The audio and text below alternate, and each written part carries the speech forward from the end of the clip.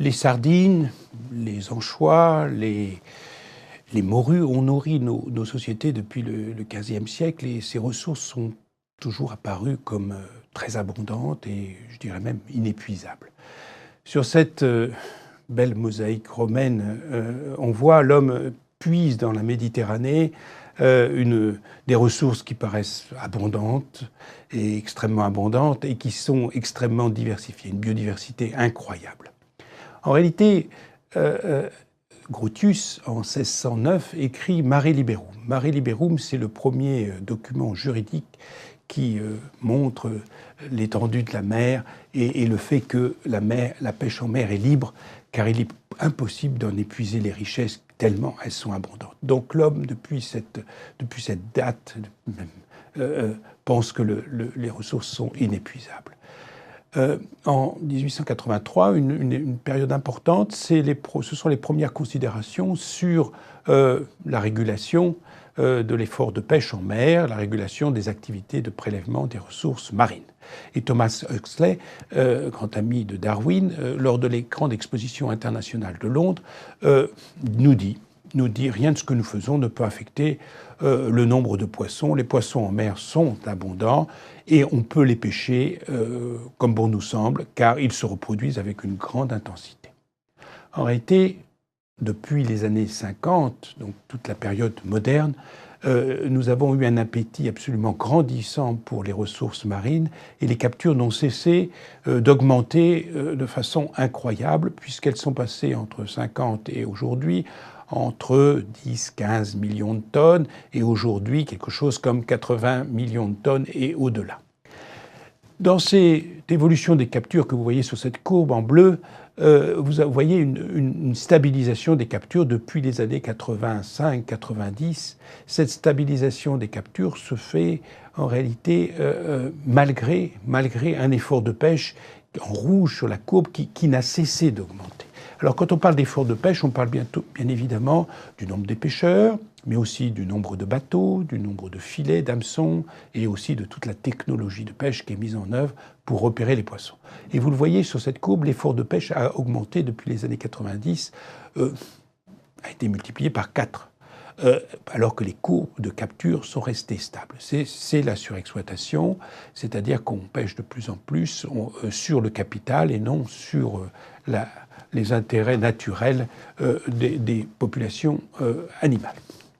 Le résultat est la diminution d'abondance de nombreuses composantes et les composantes qui sont principalement visées par la pêche, c'est-à-dire tous les gros poissons, comme par exemple les marlins, mais aussi comme les requins, comme les morues, comme les grosses espèces qui sont d'intérêt commercial. On voit sur cette courbe la diminution d'abondance de ces espèces au cours du temps par rapport à des situations où elles n'étaient nullement pêchées, donc des situations historiques, il y a 100 ans ou plus. Et on voit que certaines espèces ont diminué entre 60, 80, 90 et même au-delà de leur abondance originelle. Il s'agit aussi d'espèces qui étaient autrefois exploitées, comme les tortues marines, vous le voyez, qui ont diminué de plus de 90%, ou encore les requins en Méditerranée qui ont diminué d'abondance de 99%, c'est-à-dire que là où il y avait 100 requins, aujourd'hui il n'y en a plus qu'un. Donc une diminution globale au niveau mondial de toutes ces espèces de grands animaux, grands poissons. Le milieu marin s'est donc transformé, il s'est transformé au cours du temps et on voit toutes ces espèces tendent à diminuer en abondance, toutes ces grandes espèces qui sont ciblées préférentiellement. Les écosystèmes s'appauvrissent et les pêches se concentrent sur des espèces qui sont situées en bas de l'échelle alimentaire, c'est-à-dire des petits poissons qui se reproduisent plus vite, comme des sardines, des anchois, des maquereaux. Alors qu'est-ce qui se passe quand on surexploite ces espèces qui sont situées en bas des chaînes trophiques? Qu'est-ce qui se passe sur les écosystèmes et leur fonctionnement? En réalité, ces poissons, ces petits poissons, ce qu'on appelle encore poissons fourrage, qu'il s'agisse des sardines, d'anchois, de harengs, sont tout à fait centrales, cruciales pour le fonctionnement des écosystèmes marins, puisqu'ils servent de proie pour de nombreux gros poissons, mais aussi pour les mammifères marins et aussi pour les oiseaux marins. De plus, ils ont un impact sur le plancton, car ils ont un rôle régulateur sur l'abondance de ce plancton. Alors qu'est-ce qui se passe quand on surexploite, par exemple, les sardines? Et on a une expérimentation, je dirais, à grande échelle avec la Namibie. Donc, qui a une très grosse pêcherie, un écosystème extrêmement productif et qui produisait dans les années 70 beaucoup de sardines, puisqu'il y avait à l'époque environ 10 millions de tonnes de sardines. La pêche a surexploité ces sardines et vous le voyez en noir sur ce graphe, les captures ont fortement diminué dans les années 80 et depuis elles sont extrêmement faibles et la pêche a en réalité continué de surexploiter cette sardine dont l'abondance est devenue très, très minime.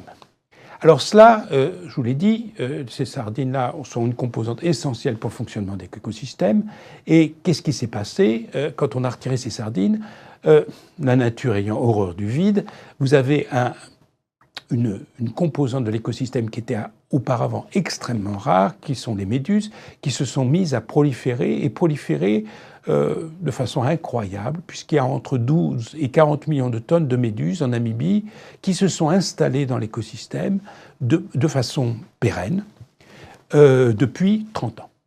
Donc c'est ce qu'on appelle en écologie un changement de régime, c'est-à-dire que l'écosystème, au lieu de produire des sardines, des poissons, produit aujourd'hui des méduses. Et vous le voyez sur ces deux photos, une plage vers l'Uderitz, en Namibie, où vous avez un échouage de méduses, et à droite, les méduses qui constituent le principal plancton, finalement, des océans. Alors ça a des conséquences, bien évidemment, tout à fait directes sur les pêcheurs. Vous voyez ce que peut constituer une capture de pêche aujourd'hui. Il faut trier le poisson au milieu de méduses.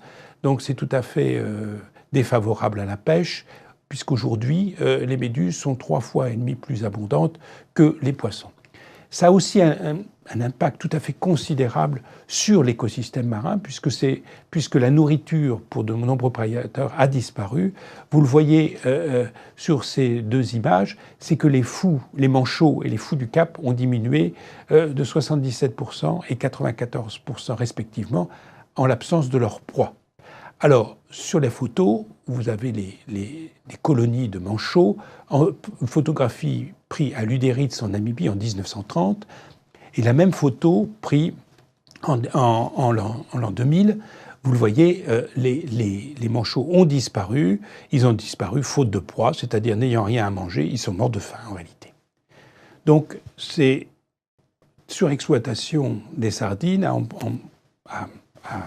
a complètement bouleversé, vous le voyez, l'ensemble de l'écosystème et toutes ses composantes jusqu'aux oiseaux marins. Mettre en œuvre l'approche écosystémique des pêches aurait permis d'éviter cette invasion par les méduses dans l'écosystème namibien, puisqu'elle a été mise en place en Afrique du Sud, qui est un pays qui est juste à côté de la Namibie et qui a mis depuis une vingtaine d'années en place cette approche écosystémique des pêches avec une approche participative et précautionneuse, donc qui a arrêté de pêcher quand il y avait une surexploitation de la sardine, donc qui a maintenu cette composante sardine dans l'écosystème. Et grâce à cette science écosystémique intégrée et à sa mise en œuvre qui a été faite en Afrique du Sud, on a pu maintenir la productivité générale de l'écosystème marin et les pêcheurs. L'approche écosystémique des pêches permet donc de maintenir la biodiversité au sein des écosystèmes, permet de maintenir aussi la productivité des océans. Donc en réconciliant la conservation et l'exploitation, une exploitation écosystémique des pêches, on arrive à préserver cette productivité des océans et à préserver l'état de santé et l'intégrité des océans et par conséquent toutes les activités humaines qui en découlent.